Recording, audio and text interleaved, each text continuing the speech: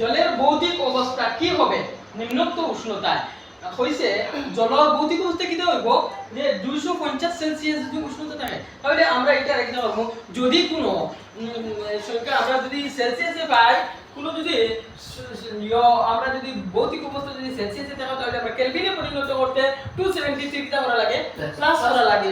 আর যদি আমরা কেলভিনে পাই তাহলে 270 কিটা করি মাইনাস করি তাহলে এখানে মধ্যে সেলসিয়াসে দিছি আমরা কিটা করব এখন cosine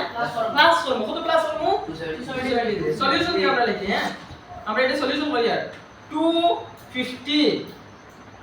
degree Celsius plus 273 kelvin এখন দেখো আমরা